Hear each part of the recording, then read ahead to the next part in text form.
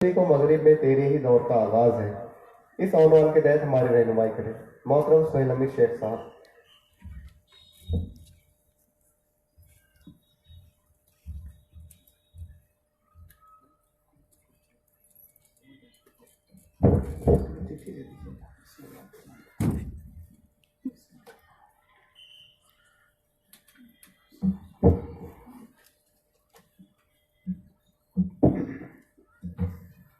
अल्हम्दुलिल्लाहि रब्बिल आलमीन वस्सलातु वस्सलामु अला इमामिल मुत्तकीन। फ़क़ाल अल्लाहु सुब्हानहु व तआला फ़ी कलामिहिल मजीद वल फ़ुरक़ानिल हमीद। फ़अऊज़ु बिल्लाहि मिनश शैतानिर रजीम। बिस्मिल्लाहिर रहमानिर रहीम। इक़रा बिस्मि रब्बिकल लज़ी ख़लक़ ख़लक़ल इंसान मिन अलक़। इक़रा व रब्बुकल अकरम अल्लज़ी अल्लम बिल क़लम अल्लमल इंसान मा लम यअलम। सदक़ल्लाहुल अज़ीम वल मौलाल करीम। रब्बि इश्रह ली सदरी व यस्सिर ली अमरी वहलुल उक़दतम मिन लिसानी यफ़क़हू क़ौली। सुब्हानका ला इल्म लना इल्ला मा अल्लमतना इन्नका अंतल अलीमुल हकीम। आमीन या रब्बल आलमीन। तमाम ही तारीफ़ें और कलमात शुक्र अल्लाह रब्बुल आलमीन की बाबरकत ज़ात के लिए हैं, जिस रब्ब कौनैन ने इस तमाम जहान को यकलख्त पैदा फरमाया। और लाखों दुरूद और लाखों सलाम हो अल्लाह के आखिरी नबी हज़रत मोहम्मद मुस्तफ़ा सल्लल्लाहु अलैहि वसल्लम की ज़ात मुबारक पर, जिस नबी ने हम तमाम को इस दुनिया में जीने का सलीका बख्शा है। आज के इस बहुत ही अहम तरीन तालीमी कॉन्फ्रेंस में स्टेज पर जलवा अफरोज पूरे मुल्क की मारूफ तरीन शख्सियत हमारे अजीज़ दोस्त जनाब मुबारक कापड़ी साहब, साथ ही तशरीफ़ फरमा शहर और बैरून शहर की मौज़ी शख्सियात, एसआईओ के नौजवान कायदीन और मेरे सामने तशरीफ़ फरमा अजीज़ तलबा, तालिबात, काबिल एहतराम बुज़ुर्गों, पुरशबाब दोस्तों और बहुत ही शाहीन सिफत बच्चों, अस्सलामु अलैकुम व रहमतुल्लाहि व बरकातुहू। इंतहाई खुशी की बात है कि आज जिसे आम तौर पर एक बहुत ड्राई टॉपिक समझा जाता है, आज इस मौके पर तालीमी कॉन्फ्रेंस में बहुत बड़ी तादाद में अहलियान फैज़पुर और हमारे करीबी मकामात से तशरीफ़ लाएं अज़ीज़ भाइयों और बहनों, ये अल्लाह का बड़ा एहसान है कि आज बहुत ही अहम मौजू पर हम कुछ गुफ्तगू करना और सुनना भी चाहते हैं। सच्ची बात यह है कि तालीम का मौजू ये उम्मत मुस्लिमा के रोज़े अव्वल से रहा है और शायद ये रोज़े आखिर तक उतना ही सेंसिटिव रहेगा जितने सेंसिटिव अंदाज में हिस्सासियत के साथ अल्लाह के नबी सल्लल्लाहु अलैहि वसल्लम ने इस उम्मत को ये लफ्ज़ सौंपा है। और सच्ची बात यह है कि इस दुनिया में जितने मज़ाहिब पाए जाते हैं, उन सारे मज़ाहिब में इल्म दोस्त अगर कोई मजहब किसी को तस्लीम किया जाएगा तो सबसे इल्म दोस्त अगर कोई मजहब दुनिया में है तो वह अल्लाह का दीन इस्लाम है, जिसके रेफरेंस में कहा जा सकता है कि कुरान मुक़द्दस की मैक्सिमम आयत, मैक्सिमम वर्सेस ऑफ कुरान ये रिसर्च से मुताल्लिक है, जिसमें रब्बे कायनात ने इंसानों को जब एड्रेस किया तो रिसर्च का रेफरेंस दिया कि ऐ लोगों तुम गौर करो, ऐ लोगों तुम तदब्बर करो, ऐ लोगों तुम इस बात पर फिक्र अंगेज नतीजा खेजी के साथ कुछ काम करें। ये अल्फाज खुद इस उम्मत की तरवीज को साबित करते हैं कि इस उम्मत की तरवीज ही इल्म और बुनियाद इल्म है। लेकिन इस कंटेक्स्ट में जब हम उम्मत मुस्लिमा की मौजूद सूरत हाल पर नजर डालते हैं तो ये मौजूद सूरत हाल हमारी मतलूब सूरत हाल कैसी बनेगी, इस मुतालिक सिर्फ 3 बातें आज इस मौजू पर आपकी खिदमत में अर्ज करना चाहता हूं। इस वक्त अगर दुनिया को बड़े जूम और फोकस कर हम दुनिया का मशाहदा करें तो मालूम यह होता है कि दुनिया और दुनिया की कदरें बड़ी तेज रफ्तारी के साथ बदल रही है। पूरी दुनिया का जो नॉलेज है वो किसी जमाने में उसे बरसों डबल होने के लिए लगते थे, मगर आज रिसर्च स्कॉलर ये कहते हैं कि एक जमाना वो था जिसमें पूरी दुनिया का नॉलेज जब डबल होता था तो इसके लिए सैकड़ों साल लग जाते थे। मगर रिसेंट स्कॉलर एक बात ये कहते हैं, कंटेम्पररी स्कॉलर ये बात कहते हैं कि इस वक्त पूरी दुनिया जब अपने पूरे नॉलेज को डबल करेगी तो उसके लिए सिर्फ 72 दिन दरकार होते हैं। صرف 72 ڈیز اس کے لیے چاہیے. تو معلوم یہ ہوتا ہے کہ اس وقت دنیا اتنی تیز رفتاری کے ساتھ دنیا میں آگے بڑھ رہی ہے کہ ایک زمانے میں ہم برسوں گنتے تھے, پھر کسی زمانے میں مہینے اور ایام گننے لگے تھے, مگر آج کی اس فاسٹ اور تیز رفتار دنیا میں لوگ دن نہیں گنتے ہیں, گھنٹے اور منٹ نہیں گنتے ہیں, بلکہ آج سیکنڈ کے بہت ہی مائکرو لیول کے پارٹ, جسے ہم مائکرو سیکنڈ, پیکو سیکنڈ, بلکہ نینو سیکنڈ کو بھی لوگ یوٹیلائز کرنا چاہتے ہیں. ایک شاعر ہے, بڑی خوبصورت بات کہی انہوں نے 2 مصروں میں. وہ کہتے ہیں کہ ایک قدم ہٹانے سے دور ہو گئی منزل. آپ ایک قدم ہٹا دیں گے پیچھے تو آپ کو لگے گا کہ ہم ایک قدم ہٹ گئے, ایسا نہیں ہے. انہوں نے کہا ایک قدم ہٹانے سے دور ہو گئی منزل, ہم نہیں چلتے, راستے بھی چلتے ہیں. کسی منزل پر اگر آپ رک جائیں تو یہ آپ کی ناکامی نہیں ہوگی, بلکہ راستے آپ سے اسپیڈ کے ساتھ اپنے آپ کو گزار دیں گے اور آپ اپنے مقام کو بہت پیچھا اور بہت نیچا محسوس کریں گے. میرے بھائیوں, اس وقت موجودہ زمانے میں علم کی اور تعلیم کی قدریں بھی بڑی تبدیل ہو رہی ہے, بہت ویریشنز آ رہے ہیں. اب اس پورے کنٹیکسٹ میں جہاں زمان و مکان بدل رہے ہیں, جہاں کنٹمپریری ایرا اپنے آپ کو اتنے ویریشن ثابت کرتا ہے کہ آپ کسی زمانے میں جس نالج کے ساتھ آپ لوگ اس دنیا میں بڑھ رہے ہیں, آج سے کچھ زیادہ نہیں 10 سال کے بعد آپ اپنے نالج کو بہت آؤٹ آف ڈیٹ محسوس کریں گے. اپڈیٹ ہم کیسے کریں گے دنیا کے سامنے, یہ بہت بڑا کوشچن ہے. شاید کہ ہمارے بعد بھی اس پر گفتگو ہو سکتی ہے. میرے دوستو یاد رکھیے, جس تعلیم کو لوگوں نے فٹ بال بنا دیا کہ ہر کوئی کیک تو ضرور مارتا ہے مگر اسے معلوم نہیں ہوتا کہ اسے گول کہاں پر کرنا ہے. اسلام اس علم کو اور نالج کو کس انداز میں دیکھتا ہے؟ اصل یہ بات ہماری موضوع گفتگو کا بڑا اہم پوائنٹ ہے کہ آخر اسلام کے نزدیک علم کسے قرار دیا جائے گا. اسلام کا کہنا یہ اور تعلیمات اسلامی یہ ثابت کرتی ہیں کہ اگر آپ علم کو ڈیفائن کریں کہ what exactly the meaning of knowledge, علم کی تعریف کیا ہے, علم کی تعبیر کیا ہے, تو علم کی تعبیر یا علم کی تعریف یہ بتائی جا سکتی کہ ہر وہ ایسا علم جو آپ کو خدا کی ذات سے فی نفسہ واقف کر دیں, ہر وہ نالج جو آپ کو خدا شناس بنا دیں, ہر وہ علم جو آپ کو فی نفسہ اللہ کی ذات سے وابستہ کر دیں, بس اسلام اسے ہی علم کہتا ہے.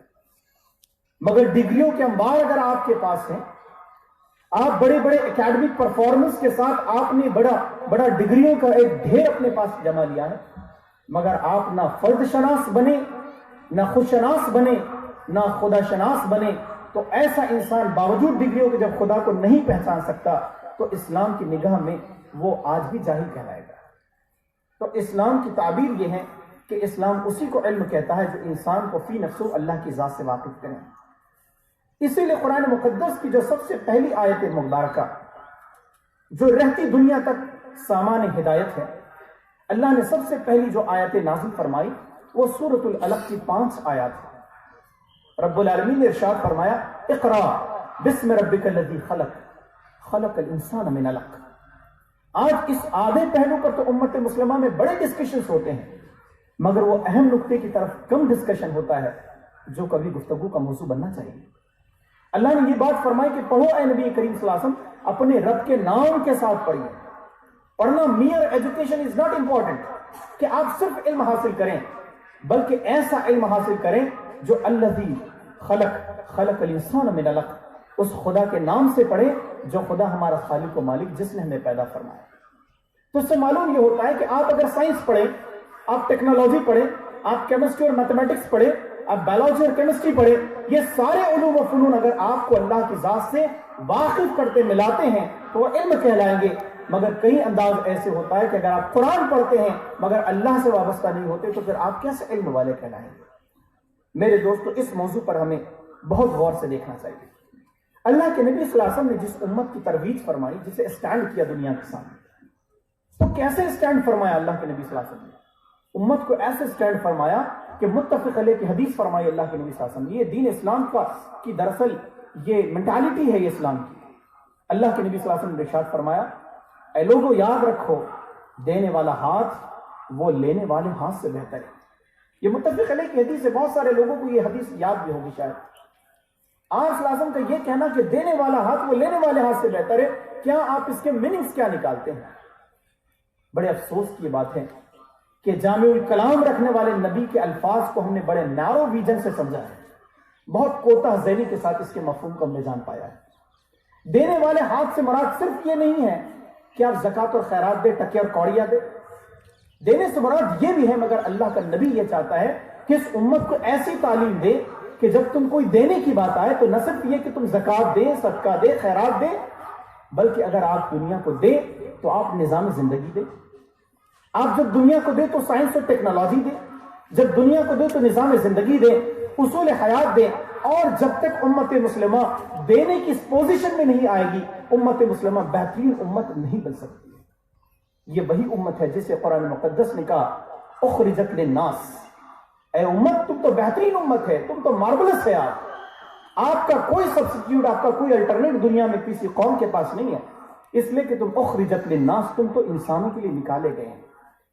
مگر آج میرے بھائیوں اور میری بہنوں یاد رکھیے، کیا امت مسلمہ اپنے اس ریئلسٹک پرسپیکٹو میں دیکھتی ہیں کہ ہم دینے والے بن پائے ہیں؟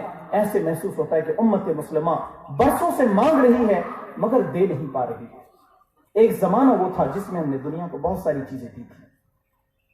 اس کنٹیکسٹ میں اگر بات کریں اس تناظر میں، تو 3 کام میں آپ کو سجیسٹ کرنا چاہتا ہوں، اسپیشلی آج یہاں پر بیٹھے ہوئے بڑی تعداد میں ہمارے اسٹوڈنٹ بھائی اور ہماری چھوٹی بہنیں۔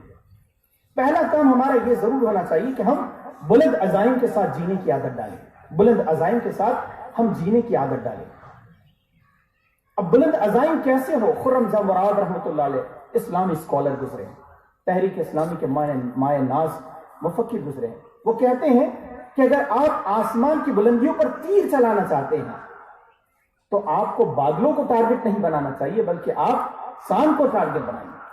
آپ چاند کو ٹارگٹ بنائیے، جب چاند کو ٹارگٹ بنا کر آپ اپنا تیر کھینچیں گے تو ضرور چاند پر تو نہیں جائے گا، وہ چاند تک نہیں پہنچ پائے گا، مگر چاند کو پانے کی فراغ میں آپ کا تیر بہت دور تک ضرور چلا جائے گا۔ ہم کلاس روم میں ٹاپ کرنے کی عادت نہیں ڈالنا چاہیے۔ ایک زمانے میں آپ کے اساتذہ، ہمارے استاد محترم، ہم کلاس میں ٹاپ کیسے ہے اس پر ہم نے محنت کی، اب زمانہ بدل گیا ہے۔ اب آپ اپنے بورڈ میں کیسے ٹاپ ہے اس پر بھی مت سوچیے آپ، بلکہ آج کی دنیا کا سب سے بڑا پرائز وہ نوبل پرائز ہے۔ کیوں نہ ایسا کیا جائے کہ ہم ہماری نونہالوں کو، اپنے معصوموں کو اور ہمارے درمیان یہ درخشندہ ستاروں کو نوبل پرائز کا ٹارگٹ ان کے سامنے رکھیں۔ اس سے بڑا عزم اور کیا ہو سکتا ہے؟ اور یہی امت مسلمہ کی اصل معراج ہے۔ میرے دوستوں، میں ایک آپ کو چھوٹا سا اگر ایک سٹوری سنا دوں، اس لیے کہ مجھے لگ رہا ہے کہ شاید کچھ زیادہ ہم اونچی لیول پر بات کر جا رہے ہیں۔ ایک چھوٹی سی کامن طریقے سے جو ہماری بہنیں بھی ہماری بات سمجھ پائیں گی۔ ایک دن ہم نے ایک سرکس میں دیکھا کہ بہت سارے ہاتھی بندے ہیں۔ کیرلا میں یہ منظر ہم نے دیکھا، کیرلا میں کانا کوٹا ہے، وہاں ہاتھیوں کا محل ہے، بہت سارے ہاتھی بنے ہیں۔ ایک بہت نوجوان ہاتھی جو بڑا مضبوط ہے، اس کی گردن میں چھوٹا سا رسی ہے، زنجیر ہے، اس زنجیر سے وہ بندھا ہے۔ محسوس یہ ہو رہا ہے کہ اگر وہ ایک جھٹکا دے گا تو زنجیر ٹوٹ جائے گی۔ ہم نے اس کے رنگ ماسٹر سے پوچھا کہ کیا بات ہے، اتنا مضبوط ہاتھی اور آپ کی چھوٹی سی زنجیر سے کنٹرول ہو جاتا ہے؟ کتنا ونڈرفل مارولس ایپیسوڈ ہے۔ انہوں نے کہا یہ ہاتھی کا ایک چھوٹا سا بچہ تھا، ہم نے اسے پالا تھا، ہم نے اسی رسی سے اسے باندھا تھا۔ بچپن میں اس نے بہت توڑنے کی کوشش کی، اور جب یہ توڑنے کی کوشش کرتا کمزور تھا، اس کی گردن زخمی ہو جاتی تھی۔ ایک وقت آیا کہ اس نے یہ سوچ لیا کہ یہ رسی میں نہیں توڑ سکتا، بس انہوں نے کہا کہ یہ رسی میں نے اس ہاتھی کی گردن میں نہیں بلکہ اس کے دماغ میں باندھ دی ہے۔ آج یہ کتنا بھی بڑا ہو جائے تو اس کو یہی احساس ہوگا کہ یہ رسی میں نہیں توڑ سکتا۔ بس یہی زنجیریں آج ہمارے پیروں میں ہیں، ہماری گردنوں میں۔ ہم IAS کا خواب نہیں دیکھ پاتے۔ میں غریب کا بیٹا ہوں، میں کرانہ دکان والے کا بچہ ہوں، میں ایسا غریب فیملی سے ہے، میں ویسی غریب فیملی سے ہے۔ ہم اپنے سپنوں کو خود اپنے پیروں تلے رونتے ہیں اور یہ محسوس کرتے ہیں کہ رسیاں، یہ زنجیریں ہم نے اپنی گردنوں میں نہیں اپنے ذہنوں پر باندھ دی ہے، ہم IAS کو کراس نہیں کر پائیں گے۔ اور یہ ساری چیزیں ہمارے عزائم کو مزمحل بناتی ہیں۔ میرے بھائیوں اور میری بہنوں، یاد رکھیے، ہم حالات کا مقابلہ کریں۔ یہ جب کہا جاتا ہے تو ایمان پر شک ہوتا ہے۔ یقیناً یہ بات ہے کہ تعصب بہت عام ہے، مگر رزق کی ساری کنجیاں اللہ کی قسم صرف اللہ کے پاس ہے. رزق کے سارے خزانوں کا مالک صرف اللہ ہے. آپ کبھی یہ نہ سوچئے کہ یہ ساری محنت اکارت ہوگی, ہمیں کیسے ٹاپ ہم کر پائیں گے, ہم کیسے آگے بڑھ پائیں گے. اس کی بڑی ہی ماربلس ایگزامپلس پورے انڈیا میں پھیلی ہیں اور یہ موقع نہیں کہ آپ کو سنایا جائے. تو پہلی چیز میرے بھائیوں جو میں نے آپ کو ایڈوائز کیا وہ یہ ہے کہ ہم ہمارے عزائم کو بہت بلند اور بلند ترین بنانے کی کوشش کریں. دوسرا ایڈوائز, دوسرا مشورہ میں آپ کو جو دینا چاہتا ہوں وہ یہ ہے کہ ہماری کاوشیں بہت تیز ترین اور نتیجہ خیز ہم بنانے کی کوشش کریں. اسٹرگل ہم نے بہت کرنی چاہیے. عربی کا ایک مقولہ ہے, عربی میں ایک فرائز ہے, عربی میں کہا گیا من جدہ وجہدہ, من جدہ وجہدہ, جو محنت کرے گا وہ پائے گا. بعض اوقات آپ نے چوروں کو دیکھا ہوگا کہ چور اتنی محنت کرتے اپنی چوری میں کیوں پرفیکٹ ہو جاتے ہیں. کیا کہ اسٹوڈنٹ اپنے اکیڈمکس میں اتنا پرفیکٹ نہیں ہو پائے گا. ہم حالات کا مقابلہ کریں, کوششیں بڑھائیں, اور جو قوم اس دنیا میں اقلیت میں ہوتی, مائنورٹی میں ہوتی, اسے میجورٹی سے زیادہ محنت کرنا پڑتی ہے جبھی اس قوم کو کراس کر پاتی ہے. میرے بھائیوں یاد رکھیے کہ ہم لوگوں کی ضرورت بننے کی کوشش کریں, کہ ہم لوگوں کی بیسک نیڈ بن جائے, کہ آپ کے بنا لوگوں کا کام ہی نہ ہو سکے. اگر آپ پروفیسر ہیں تو ایسے پروفیسر کہ آپ کے لیول کا کوئی پروفیسر, کوئی لیکچرر وہ آپ کے شہر میں نہ ٹکتا ہو, یہ آپ کی محض ہونی چاہیے. اگر ہم ایک میکینک ہے تو ایک دم ونڈرفل میکینک ہونے چاہیے. اگر ہم ایک ڈاکٹر ہے تو یقیناً ایسے ڈاکٹر ہونے چاہیے کہ جس کے ڈائگنوسس بہت امپورٹنٹ ہوتے ہیں. تو ہم لوگوں کی بیسک نیڈ بننے کے لیے ضروری ہے کہ ہم اپنے سبجیکٹ میں, اپنے پروفیشن میں بہت ہی ٹاپ کرنے کی کوشش کریں. میرے بھائیوں, ہمارے اسلاف کی تاریخ اسی بات کی نشاندہی کرتی ہے کہ ہمارے اسلاف دنیا کی بیسک نیڈ بن چکے ہیں. آپ کو اگر میں واقعہ سناؤں تو آپ حیرت کریں گے.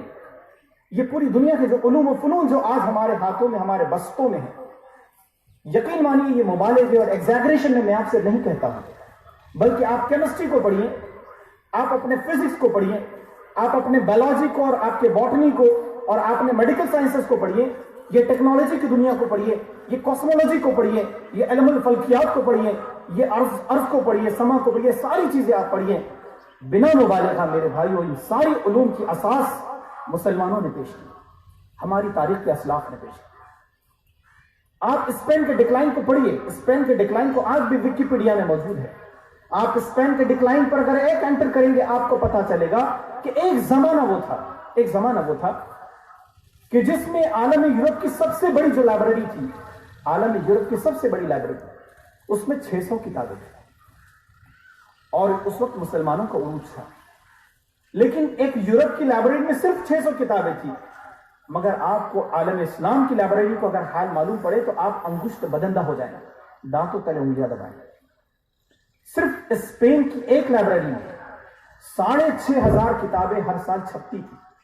یہ مسلمانوں کے علم کی تاریخ ہے کہ جب دمشق فتح ہو گیا تو دمشق کے فتح کرنے کے بعد لوگوں نے لکھا ہے, اور یہ ہم نے نہیں, یورپینس نے لکھا ہے.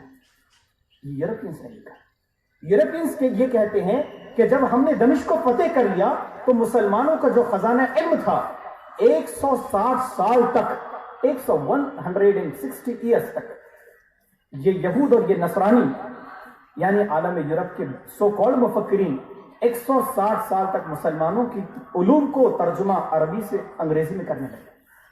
160 تک جو علوم ٹرانسلیٹ کیا جائے, آپ اندازہ نہیں کر سکتے کہ اس علم کی بنیادیں کیا ہوں. آج بھی آپ عالم یورپ میں جائیے تو میڈیکل کی ڈکشنری میں سب سے بڑی کتاب جس کا ذکر ہمیں ملے گا وہ ابو علی سینا کی کتاب ہے. الخوارزمی جس نے الگوریتھم کو دنیا کے سامنے پیش کیا, یہ ابو علی سینا, الخوارزمی, الجبران, یہ بڑی بڑی نابغہ روزگار شخصیات کہ کس کا انتخاب کروں, کس کو چھوڑ دوں, جو ذرہ جس جگہ ہے وہی آفتاب ہے. غیر معمولی پرسنالٹیز میرے بھائیو ہمارے پاس. علامہ اقبال یورپ کی لائبریری میں وزٹ کیے. علامہ اقبال نے دیکھا, بہت سارے مناظر دیکھے کہ یار یہ تو ہمارے اسلاف کی ہے, یہ تو ابو علی سینا ہے, یہ الخوارزمی ہے, الجبران ہے, یہ ہماری کتابیں آج یورپ کے پاس کیسے چلی گئی. ہم تو مخرر ہے, ہم تقریر میں اپنا گلہ کرتے ہیں. علامہ اقبال تو شاعر تھے, انہوں نے شاعری میں گلہ کیا. علامہ اقبال نکلے لائبریری سے باہر, اور کیا خوبصورت بات آپ نے کہی. علامہ کہتے ہیں کہ گواہ دی ہم نے جو اسلاف سے میراث پائی تھی, ہم نے گواہ دی ہمارے اسلاف کی میراث۔ وہ کہتے گواہ دی ہم نے جو اسلاف سے میراث پائی تھی، سریا سے زمین پر آسمان نے ہم کو دے مارا، مگر وہ علم کی موتی کتاب اپنے آبا کی، جو دیکھے ان کو یورپ میں تو دل ہوتا ہے سی پارا۔ علامہ اقبال نے خون کے آنسو روئے، کس بنیاد پر کہ یہ تو میرے اسلاف کا خزانہ علم تھا، آج یہ یہود اور نصرانیوں کی لائبریریز میں موجود ہے۔ آج ہم علم سے کتنے پیچیدہ اور کتنے دور ہو چکے ہیں۔ میرے دوستو، تیسرا جو ہمیں کام کرنے ہیں، وہ تیسرا کام یہ ہے کہ ہم مشنری بننے کی کوشش کریں۔ ہم مشنری بنیں، اور مشنری بننے کا مطلب یہ ہے، یہ ایس آئی او کے ذریعے سے بننے والی کیمپین جسے مشن ایکسلنس کہا گیا، یہ بھی ایک مشنری کام ہے۔ ہم مشنری کیسے بنیں؟ میرے بھائیو یاد رکھیے، آج کی تاریخ میں بہت ساری نت نئے بڑے انوویٹو انداز میں بہت ساری باتیں اتنی خوبصورت سننے والے کہ مجھے یقین ہے کہ مبارک بھائی جب گفتگو کریں گے تو یقین ہے کہ آپ حرکت بھی نہیں کر پائیں گے۔ یہ ساری چیزیں جب گفتگو سنیں گے، کیوں سنیں گے ہمیں؟ میرے بھائیو یاد رکھیے، جو بھی آپ اپنے لیے پروفیشن سیٹ کرتے ہیں، آپ میں سے بہت سارے وہ ہوں گے جو فیوچر میں ڈاکٹرز بنیں گے، انجینئرز بنیں گے، پروفیسرز بنیں گے، آئی ایس آفیسرز بنیں گے، پولیٹیشنز بنیں گے، اور وہ بہت ساری چیزوں میں کام کریں گے۔ مگر ہمارا بیسک پروفیشن کیا ہے؟ ہمارا بیسک پروفیشن کیا ہے؟ ہمارا بیسک پروفیشن قرآن نے جو کہا وہ یہ ہے کہ ہم اللہ کے دین کے دائی ہیں۔ دائی بھی ہمارا پروفیشن ہے، یہ ہمارا پروفیشن اور ہمارا یہ ایمبیشن ہے یہ کہ ہم دعوت کا کام کریں۔ میرے بھائیو یاد رکھیے، آپ چاہیں whatever you want to say کہ which type of future you have, تمہارے پاس کون سا تمہارا مستقبل بنتا ہے، مگر آپ یہ فیصلہ کیجئے کہ آپ اللہ کے دین کے صحیح معنوں میں دائی بنیں گے۔ چاہے ہم ڈاکٹر بنے تو ڈاکٹر کے ذریعے اللہ کے دین کی دعوت پیش کریں، ہم پولیٹیکل لیڈر بنے تو ویسا کریں گے۔ آج جو لوگ ملک کو انگوٹھا لگا کر چور کر کھا جاتے ہیں، آپ ایسا کریں گے کہ لوگوں کو بتائیں گے کہ نہیں، سیاست ایسی نہیں ہوتی ہے۔ آپ بتائیں گے کہ میڈیکل فیلڈ میں اخلاقیات، اسلام کی اخلاقیات کیا ہے۔ یہ سارے کانسیپٹ میرے بھائیو آپ کو ہمیں دینا ہے۔ یاد رکھیے میرے دوستوں، ایک مسلم اسکالر ہے، انہوں نے بڑی خوبصورت بات کہی۔ وہ کہتے ہیں کہ اگر ایک مسلم طالب علم اپنے اکیڈمک ایئر میں اگر 5 غیر مسلم طلباء تک اسلام کی دعوت صحیح انداز میں پہنچا دے، ریپیٹ کر دیتا ہوں میں یہ بات آپ سے، انہوں نے کہا اگر ایک مسلم اسٹوڈنٹ 5 نان مسلم اسٹوڈنٹ کو اسلام کی دعوت صحیح انداز میں پہنچا دے، تو انہوں نے کہا کہ آنے والے 10-20 سال کے بعد اگر دنیا اسلام والی نہ بھی بن سکے تو اسلام سے محبت کرنے والی نسل ضرور بن جائے گی۔ ہم لوگوں سے ایک بینچ پر بیٹھتے ہیں، کینٹین میں چائے شیئر کرتے ہیں، کافی شیئر کرتے ہیں، آج کل تو مجھے لگتا ہے کہ گٹکا اور سگریٹ بھی شیئر ہوتا ہے، مگر ہم اسلام شیئر نہیں کر پاتے۔ ہمیں اسلام شیئر کرنا ہے، ہمیں کانسیپٹ آف اسلام کو ڈسکس کرنا ہے، لوگوں کے سامنے موضوع گفتگو بنانا ہے۔ میرے بھائیو یاد رکھیے، ہم میں سے کوئی جو میڈیکل سائنس میں جائے گا، میڈیکو بنے گا، ان کے لیے ایک عنوان، ایک ہوم ورک یہ ہو سکتا ہے کہ جو میڈیکل فیلڈ میں جائیں گے وہ اسلام اور میڈیکل سائنس اس پر ریسرچ کریں۔ جو کامرس میں جائیں گے وہ اسلامک فائنانس پر بات کریں۔ اس وقت اسلامک فائنانس اور مائکرو فائنانس پر دنیا کام کر رہی ہے۔ مجھے نہیں لگتا کہ اس پر ہم نے زیادہ گفتگو کرنا چاہیے کہ اسلام کی آرتھک ویوستھا کیا ہے، یہ بہت بڑی گفتگو کا موضوع ہے۔ جو آئی ٹی اور ٹیکنوکریٹس ہیں، ہم نے اسلام کو اس میڈیا کے ذریعے موبلائز کرنا چاہیے۔ ہم ہسٹورینز بنے، ہم تاریخ کے بڑے بڑے شواہد دنیا کے سامنے لائے۔ یہ میرے بھائیوں ہمارے اوپر امت مسلمہ کی حیثیت سے قرض ہے دنیا کے پاس۔ قرآن کی وہ آیت مبارکہ جس میں اللہ سبحانہ و تعالیٰ نے ایک عجیب سے انداز میں لوگوں کو، انسانوں کو ایڈریس کیا۔ اللہ نے فرمایا کہ افلا ینظرون، کیا تم نہیں دیکھتے؟ افلا ینظرون الی الابل کیف خلقت والی السماء کیف رفعت والی الجبال کیف نصبت والی الارض کیف سطحت۔ اللہ تعالیٰ نے فرمایا کہ اے لوگوں، کیا تم اونٹوں کو نہیں دیکھتے ہیں کہ اللہ نے اونٹ کیسے بنائے، کیف خلقت، کیسے بنائے۔ اگر آپ اونٹوں کی تخلیق، اونٹ ایک سمبولک ورڈ اگر ہے تو اس میں پرانیوں کا ذکر ہے کہ پرانی کیسے بنائے گئے، آرگینزمز کیسے بنائے گئے۔ اگر آپ آرگینزمز کی تخلیق کو دیکھیں تو آج کی ماڈرن سائنس اسی کو تو میڈیکل سائنس کہتی ہے۔ وَإِلَى السَّمَاءِ كَيْفَ رُفِعَتْ، تم کیا آسمان کی رفعت کو نہیں دیکھتے، بلندی کو نہیں دیکھتے کہ اللہ نے آسمان کو کیسے اٹھایا ہے۔ آج ماڈرن سائنس میں آسمان کی رفعت کا آپ اندازہ کیجئے تو یہی علم تو کاسمولوجی، علم الفلکیات کہلاتا ہے۔ وَإِلَى الْجِبَالِ كَيْفَ نُصِبَتْ وَإِلَى الْأَرْضِ كَيْفَ سُطِحَتْ۔ آپ پہاڑوں کے زمانے کو اور زمین کے بچھانے کو غور کیجئے۔ آج کی دنیا میں یہی تو جغرافی کا نالج کہلاتا ہے۔ اس سے معلوم یہ ہوتا ہے کہ اللہ سبحانہ وتعالیٰ بار بار امت مسلمہ کو اس ریسرچ فیلڈ میں آنے کی دعوت دے رہا ہے کہ لوگ آؤ اور اللہ کی حقانیت کو دنیا کے سامنے پیش کرو۔ میرے بھائیو یاد رکھیے، اب دنیا کے سامنے میدان جنگ بدل چکے ہیں۔ یہ میری گفتگو کا آخری نقطہ ہے۔ ایک زمانہ وہ تھا جس میں لوگ جنگیں لڑتے تھے، بدر و حنین ہوتا تھا، تبوک ہوتی تھی، خندق ہوتی تھی، یہ میدان جنگ کے نام ہے، یہ جنگوں کے میدان گراؤنڈز ہیں۔ لیکن آج کی جنگ کا میدان کیا ہے؟ آج کی جنگ کا میدان وہ ہنر اور برد اور یہ ملت نگر کا گراؤنڈ، یہ جنگ کا میدان نہیں ہے۔ آج کی جنگ کا جو میدان ہے میرے بھائیو، علمی اور دانشگاہیں ہیں، علمی اور دانشگاہیں ہیں، انسٹیٹیوشنز ہے، ریسرچ کی لیبارٹریز ہے۔ وہاں پر جو پروف ہو جائے اسے دنیا مانتی ہے، اور جو وہاں پر ریجیکٹ ہو جائے، نیگلیکٹڈ ہو جائے، دنیا اسے ڈینائی کرتی ہے۔